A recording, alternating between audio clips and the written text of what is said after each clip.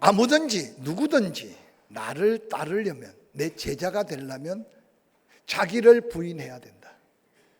그래서 지난 주간 우리는 어떻게 사는 것이 예수 발견하고 예수 안에 나를 부인하는 삶인가? 자기를 부인한 후에 예수님은 더 붙여서 나의 제자가 되기 위한다면 자기 십자가를 지고 나를 따라야 할 것이라고 말씀하셨습니다. 여러분이 바라보는 십자가, 여러분이 지고 있는 십자가, 그 십자가는 어떤 모양이며 그 십자가는 무엇입니까? 국어사전에 십자가를 이렇게 정의하고 있습니다. 예전에 서양에 죄인을 못 박아 죽였던 십자가의 형틀, 그것을 가리켜서 먼저 십자가라고 소개합니다. 뿐만 아니라 십자가를 소개하며 십자가는 기독교를 상징하는 표식이다 라고 소개합니다.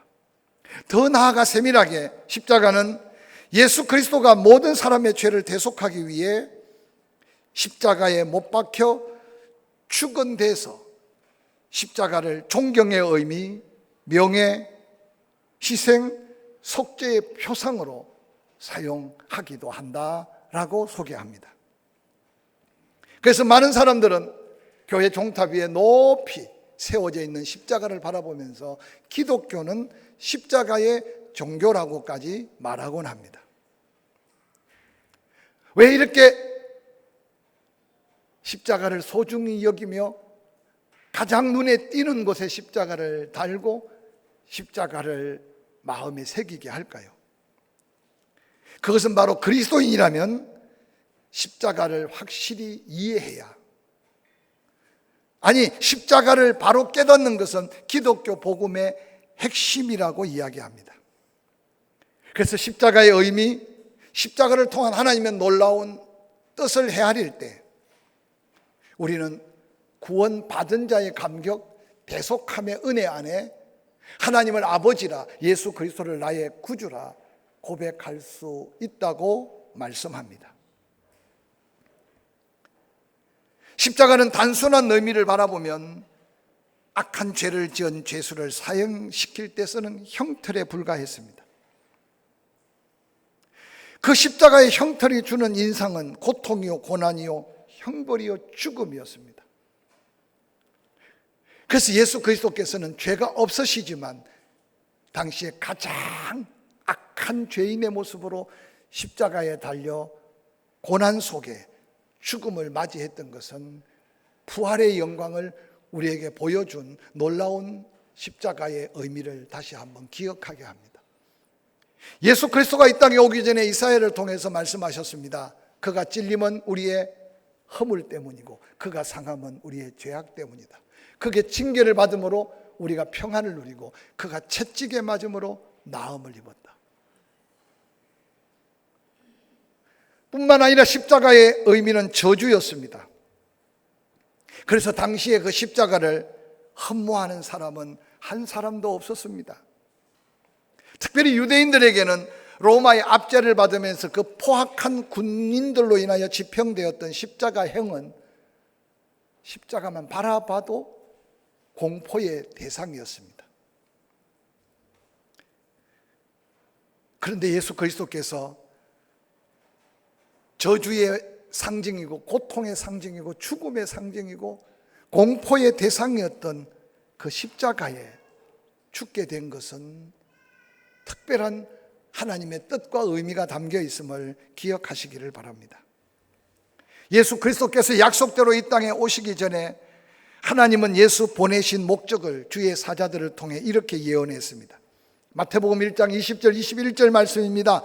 이 일을 생각할 때 주의 사자가 현몽하여 이르되 다윗의 자손 요셉아 내 아내 마리아 데려오기를 무서워하지 말라. 그에게 잉태된 자는 성령으로 된 것이라.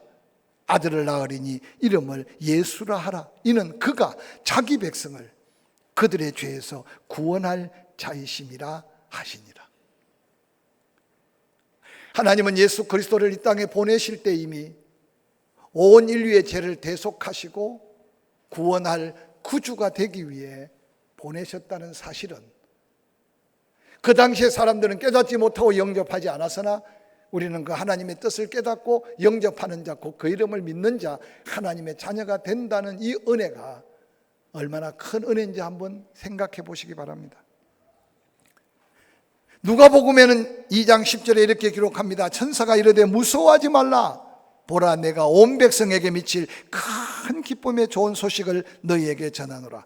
오늘 다윗의 동네에 너희를 위하여 구주가 나셨으니 곧 그리스도 주시니라 라고 말합니다.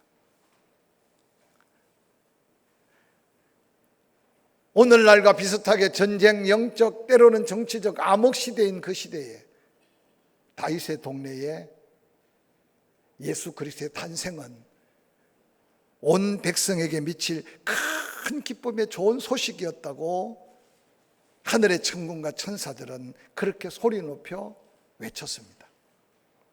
다윗의 동네에 태어난 아기 예수, 그는 곧 온 인류의 구원자가 되시고 주님이 되시는 바로 메시아, 구원할 그리스도 주님이시라고 증거합니다.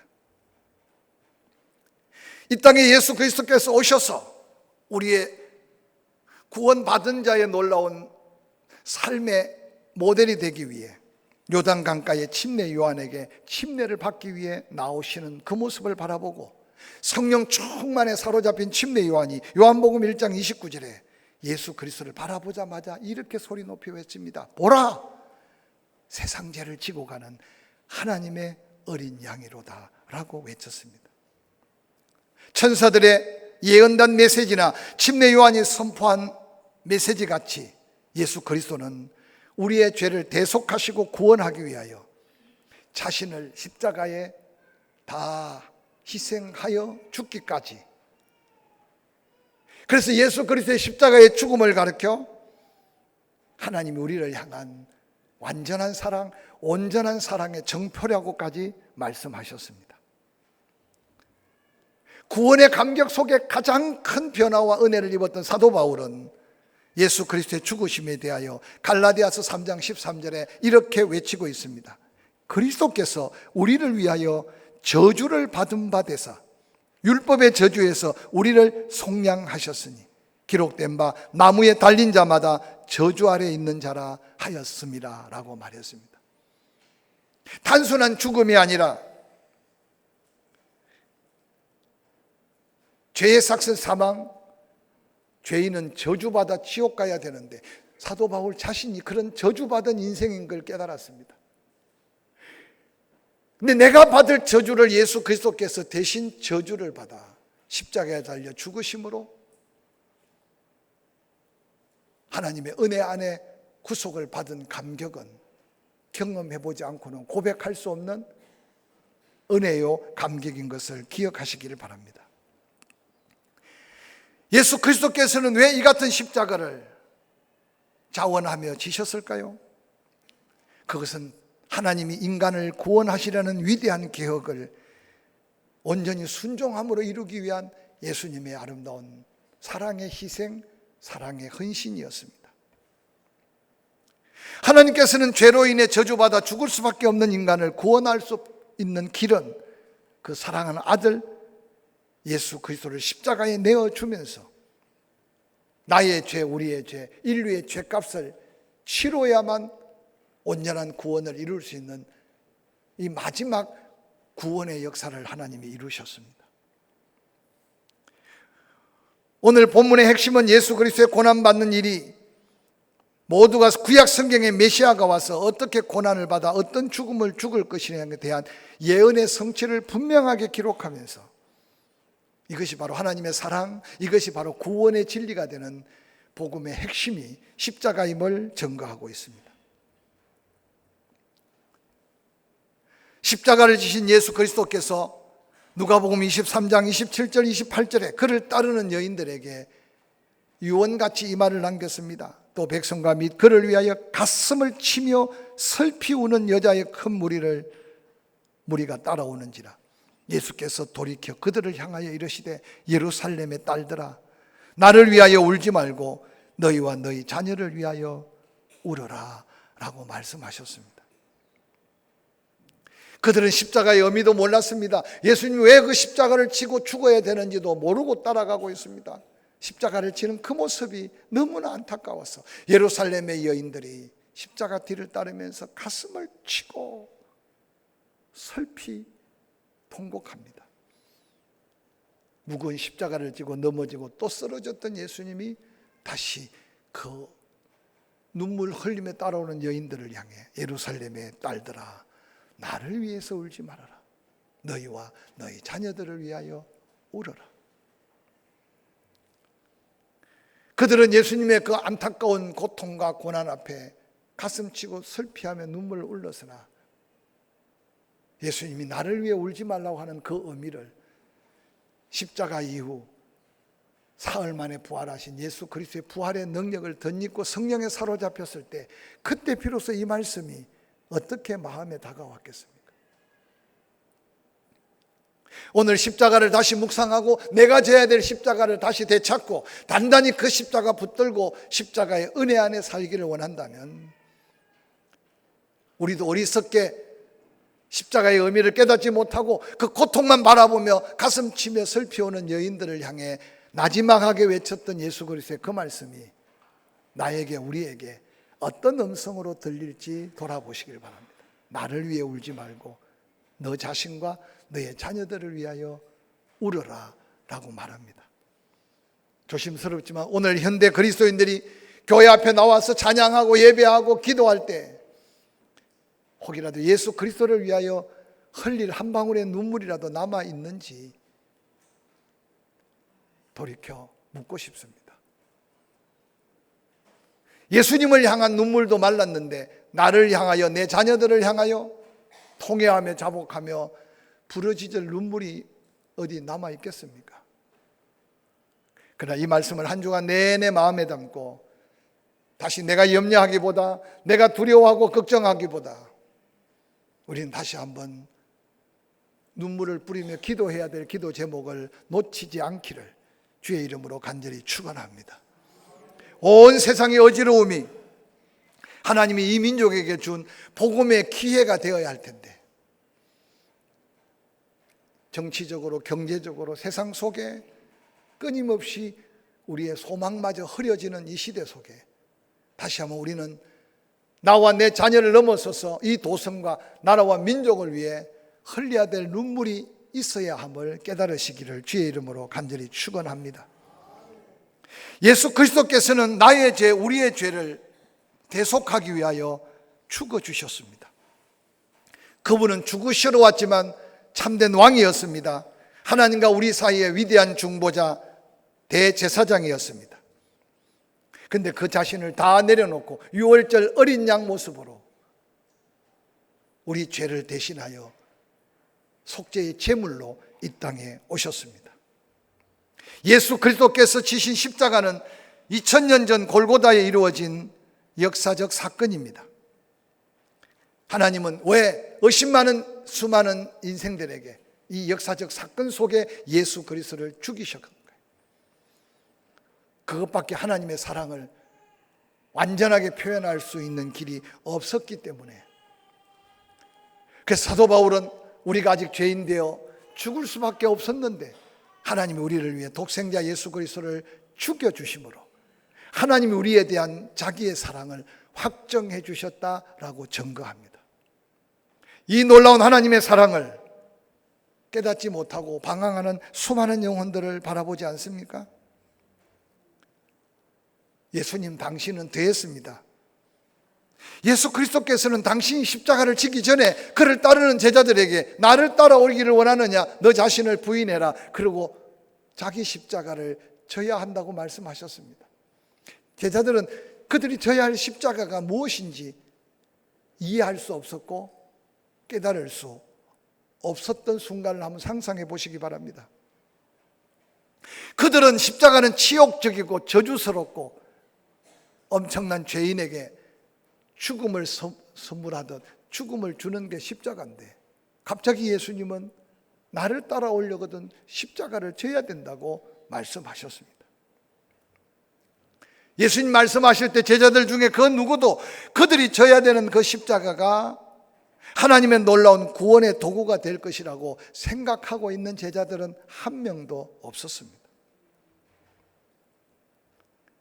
예수님의 마음을 다 헤아릴 수 없었기 때문에 그들은 놀랍게도 그 십자가를 질 수가 없었습니다. 그들은 생각의 차이가 너무 컸습니다. 예수님이 바라보는 십자가와 그들이 바라보는 십자가, 예수님이 십자가를 통해 이루실 하나님의 역사와 그들이 생각하는 십자가는 너무나 달랐습니다. 오늘 여러분에게 다시 십자가를 지라고 말씀하신 예수 그리스도의 말씀을 들을 때 정신을 좀 번쩍 차려보시고 여러분에게 십자가가 있는지 먼저 한번 살펴보시기를 바랍니다. 없는 십자가를 지라고 하셨겠어요?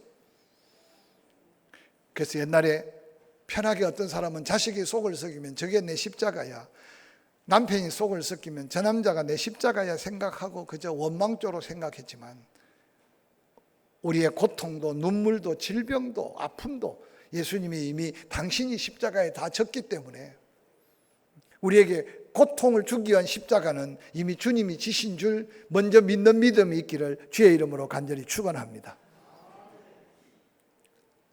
주님이 지신 십자가는 우리를 위하여 다 지셨어요. 우리에게 지나가는 십자가는 주님이 져야 할 남은 사명의 십자가가 우리가 져야 할 십자가일 수 있음을 기억하시기 바랍니다. 예수 그리스도께서 지신 십자가는 하나님의 영원한 행벌로 저주받을 우리 인생의 저주를 예수님이 대신 지셨습니다. 예수님의 지신 십자가는 우리가 지은 죄 내가 갚아야 되는데 우리의 죄값을 완전하게 갚아주신 속죄의 십자가를 지셨습니다. 그래서 예수님이 십자가에 달려 운명하기 직전에 테텔레스타이라는 말로 마지막 하나님 앞에 믿음의 고백을 합니다. 테텔레스타이. 우리 한국말로 번역하면 다 이루었다. 그 다 이루었다는 말 속에 아버지의 뜻을 다 이룬 순종의 고백도 있지만 그 다 이루었다는 말 속에 더 중요한 의미는 완전한 값을 내가 완전하게 치렀다라고 하는 말입니다. 그래서 예수 믿고 구원받은 성도들도 범죄할 수 있어요. 그러나 너희 죄를 자백하면 저는 밉보시고 의로우사 우리 죄를 사하셨고 모든 불의에서 우리를 깨끗게 하실 수 있는 능력이 바로 예수 그리스도의 보혈의 능력임을 믿으시기를 주의 이름으로 간절히 축원합니다. 이미 지은 죄를 용서받은 것은 너무나 명확하게 확신하는데 앞으로 지을 죄에 대한 염려도 하지 말라는 겁니다. 그 죄가 어떻든지 간에 그 죄값까지 예수 그리스도의 보혈은 완전한 지불, 완벽한 대속의 은혜라는 사실을 성경은 증거하고 있습니다. 여러분, 넘어질 수 있습니다. 실수할 수 있습니다. 범죄할 수 있습니다. 자복한다는 것은 내가 인정하는 겁니다. 하나님이 이미 완벽하게 용서한 용서를 내가 다시 확신함으로 하나님 앞에 죄를 고백할 때 다시는 범죄하지 않기를 원하는 주의 은혜가 그 가운데 함께하는 게 회개의 축복이고 자복의 놀라운 축복임을 잊지 않으시기를 주의 이름으로 간절히 축원합니다. 예수 그리스도께서 지신 십자가는 로마 군병들은 십자가에 매달고 난 다음 그들은 승리의 축배를 들었습니다. 그런데 놀랍게도 사도 바울은 고린도전서 15장 놀랍게 부활장에 사단을 향하여 외칩니다. 너의 이김이 어디 있느냐? 너의 승리가 어디 있느냐? 사망아 너의 쏘는 것이 어디 있으며 사망아 너의 이김이 어디 있느냐고. 사망 권세를 깨뜨시고 부활하신 예수 그리스도는 바로 십자가는 부활의 승리임을 증거하는 놀라운 정표가 되었습니다.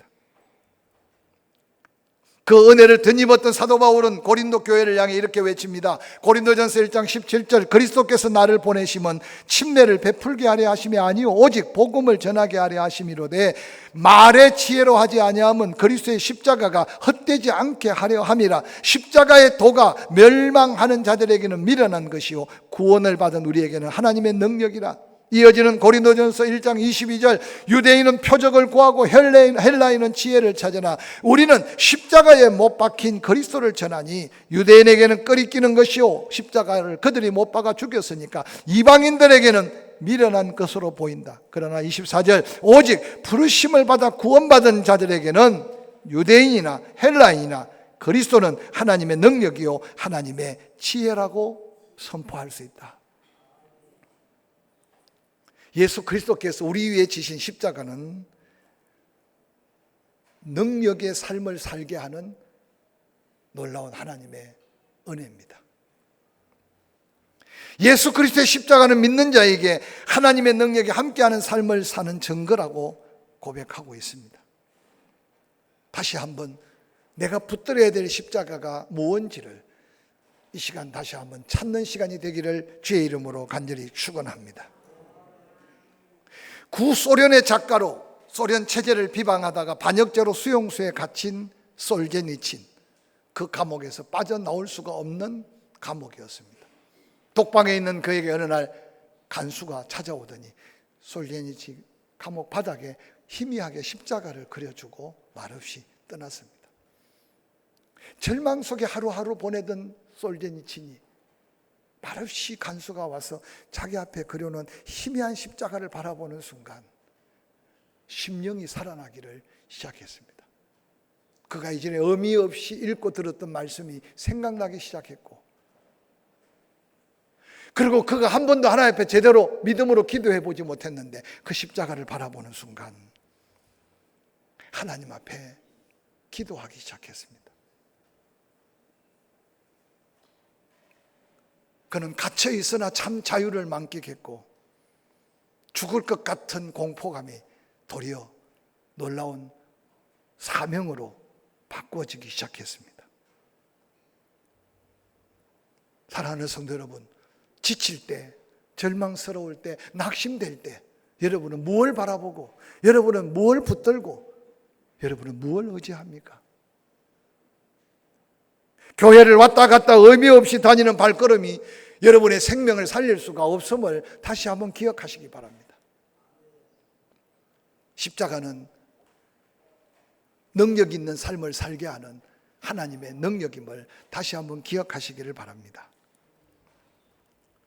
뿐만 아니라 십자가는 삶과 죽음을 구별하는 이기고 또 이기는 승리의 삶을 살게 합니다.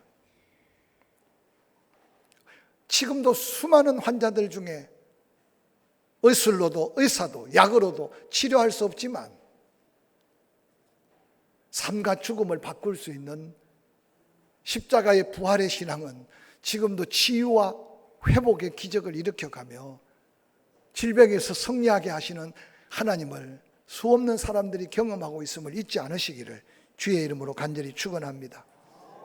불행의 삶에서 행복의 삶으로, 절망과 좌절에서 다시 한번 일어날 수 있는 승리의 삶의 비결은 십자가 속에 있는 하나님의 능력을 기억하시기를 주의 이름으로 간절히 축원합니다. 십자가에 대한 믿음을 새롭게 정립하시고 고치시고 살리시고 모든 걸 이기게 하시는 십자가의 능력을 다시 한번 의지하시기를 주의 이름으로 간절히 축원합니다. 뿐만 아니라 십자가는 고칠 수 없는 걸 고칠 뿐만 아니라 바꿀 수 없는 것을 바꾸는 게 십자가의 능력입니다.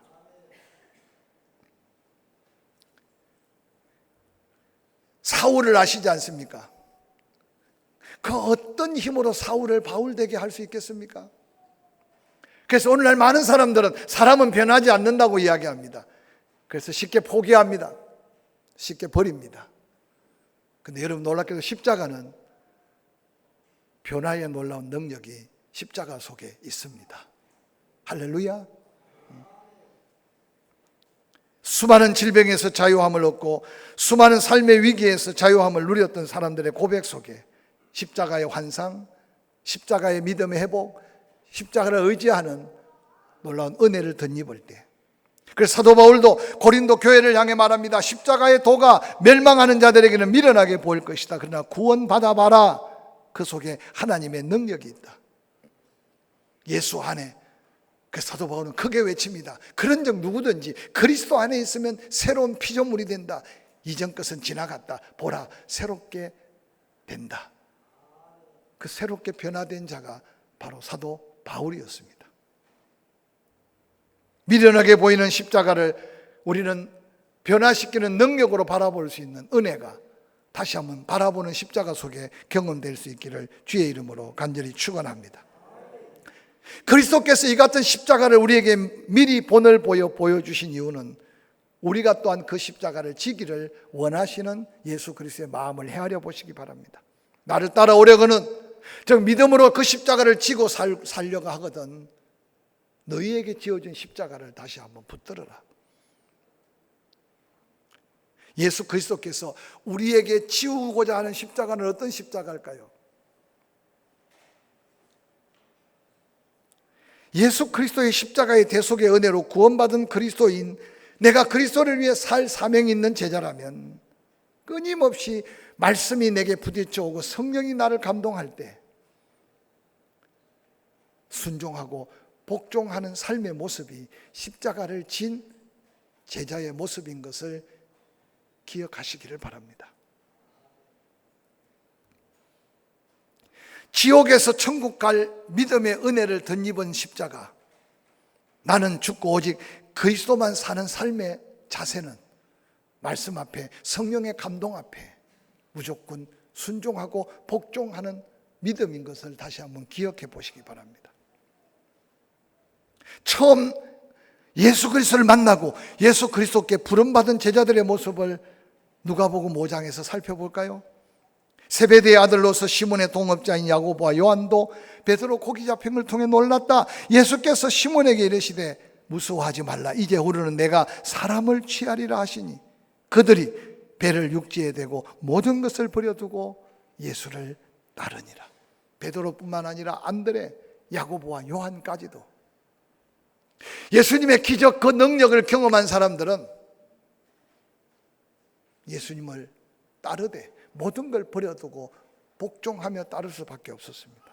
27절은 이어서 그렇게 기록합니다. 그 후에 예수께서 나가사 레이라는 세리가 세간에 앉아있는 것을 보시고 나를 따르라 하시니 그가 모든 것을 버리고 일어나 따르니라. 일일이 제자들 12를 다 소개하고 있지 않지만 한 명 한 명, 이 말씀을 들으면서 여러분은 어떤 성령의 감동을 받고 어떤 사명의 부름을 받고 어떤 말씀이 내 마음의 삶에 도전이 되는지, 말씀의 거룩한 부담이 거룩한 변화로 이어나가지 못하는 연약한 믿음의 모습이 어떤 모습인지를 한번 돌아보시길 바랍니다. 그런데 진정 그 말씀이 하나님의 말씀이고 그 말씀이 예수 그리스도께서 십자가를 지고 나를 따르라는 말씀이라면 우리는 순종하고 복종하는 믿음이 내가 져야 될 십자가임을 잊지 않으시기를 주의 이름으로 간절히 축원합니다. 이어서 제 갈 길로 가던 인생들, 그들 앞에 예수님은 내가 길이다, 내가 생명이다, 내가 진리다 라고 하신 말씀이 나만 따라오기를 요청합니다. 갈릴리 바다에 고기 잡으러 나갔던 베드로, 두 배가 다 비어 있었어요. 그런데 예수님이 베드로 배를 선택하신 것을 우연으로 생각하지 마시기 바랍니다. 예수님의 관심은 베드로가 뒤집어지고 베드로가 깨어지고 베드로가 엎어져야 온 갈릴리 지역에 베드로를 바라보던 수많은 영혼들까지 살릴 수 있는 예수님의 마음을 우리는 헤아려 봐야 합니다. 가정 안의 문제, 나를 통해 친척들, 이웃들 복음의 통로가 막혀 있다면 하나님의 손이 짧아 구원하지 못함이 아니라 나의 믿음의 모습에 달려 있을 수 있음을 돌아보시고 여러분의 십자가를 다시 찾으시기를 주의 이름으로 간절히 축원합니다. 예수님이 베드로의 배를 타는 순간 이제까지 그 배는 베드로가 선장이었어요. 아니, 베드로 생각대로 움직였던 배입니다. 그런데 예수님이 그 배를 타는 순간 놀랍게도 주인이 바뀌어버렸어요. 선장이 바뀌어버린 겁니다. 조금 뛰기를 청하니 베드로 자기도 모르게 기계처럼 피곤에 지쳐있는 몸인데도 원망 불평 없이 그 배를 갈릴리 호숫가의 많은 청중들과 보일 수 있는 곳에 띄어서 예수님을 설교하게 도왔습니다. 그리고 예수님이 베드로가 빈 배를 예수님이 더 잘 알고 계시잖아요. 비우신 분이 예수님이시니까 고기 잡으러 가자. 어디로? 깊은 데로. 낮에는 못 잡고 깊은데 못 잡는 줄 알면서도 베드로는 안 됩니다라고 말을 못해요. 왜냐? 거룩한 부담 속에 예수 그리스도가 주인이 되어버린 거예요. 깊은 데 가세요. 여기 그물을 내리라고. 그때 베드로가 한 말하는 말이 너무나 중요합니다. 저는 늘 그렇게 그 본문을 묵상해요. 베드로가 고기 잡기 위해서 깊은 데 그물을 내린 게 아니라는 사실을 기억해 보시기 바랍니다. 그는 베드로의 고백에서 찾아볼 수 있어요. 예수님, 어젯밤에 안 내린 데가 없고 안 쓴 데가 없어요. 한 마리 못 잡았어요. 지금 그물 내려도 고기 없어요. 그런데 나는 고기 잡기에 내린 게 아니라 당신의 말씀을 믿고 당신의 말씀에 의지해서 그물을 내립니다. 이게 믿음이에요. 오늘 우리는 너무 많은 걸 알고 있어요. 우리는 너무 많은 경험들이 우리의 믿음을 지금 장애물로, 우리 많은 삶의 원칙들이 하나님 말씀을 가로막고 있지는 않는지 돌아보시기 바랍니다. 고기를 잡아 끌어올려 놓고 베드로는 예수님 앞에 무릎을 꿇었습니다. 여러분의 인생의 주인은 누굽니까? 여러분의 인생의 운명의 주인은 누구라고 생각하고 인생을 맡기고 삽니까? 내 생명의 주인도 바뀌지 않았는데 내 소유의 주인을 어떻게 바꾸며 내 인생의 운명의 주인이 바뀌지 않았는데 내가 하루 일을 어떻게 주께 맡기고 기도하겠습니까? 사랑하는 성도 여러분, 십자가를 진다는 것은 주인을 바꾼다는 삶의 의지와 결단이 이어지는 것임을 잊지 않으시기를 주의 이름으로 간절히 축원합니다.